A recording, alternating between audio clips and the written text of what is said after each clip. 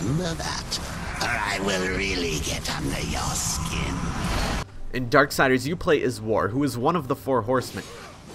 Who dares to disturb your slumber? Who the hell knows why you've been summoned? All you know is that the entire earth has gone to hell.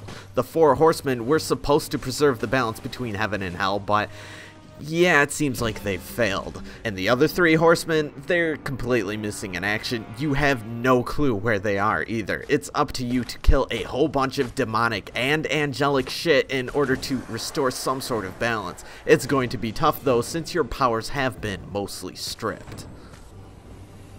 There's this big fight in the video game community about whether or not this game is straight up ripping everyone else off, or if it's just heavily inspired by it. The truth is that it does borrow from other games quite heavily, but there's a certain level of ingenious when it comes to knowing precisely who to take from and how to actually decently replicate it.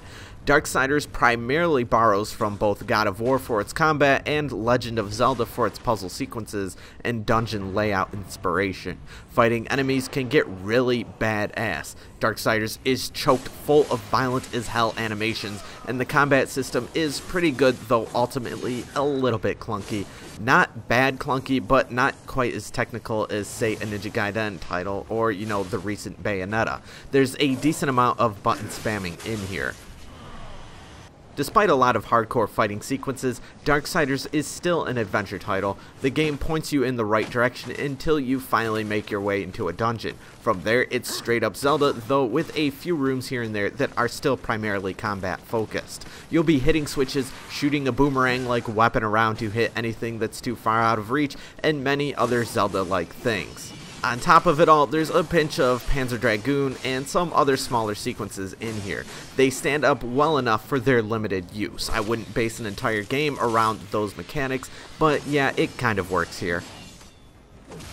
The problem with Darksiders is that you really need to be able to enjoy two truly different types of gameplay styles. Darksiders does God of War and Zelda both at a slightly above average level, but you really need to be able to get into both and whimsically switch between the two at the drop of a hat to really be able to enjoy this. There were times where I was just really enjoying killing crap, but then the pace came to a complete halt as I had to then wander around an entire large room, make a mental notation of any possible switches in the area, and then figure out what the hell to do with a tedious trial and error process.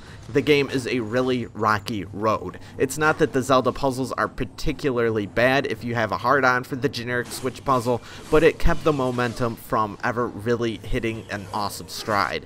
Darksiders was a game where I kept feeling that if I played for only 30 minutes more, finally everything would click into place and I would truly enjoy the hell out of everything.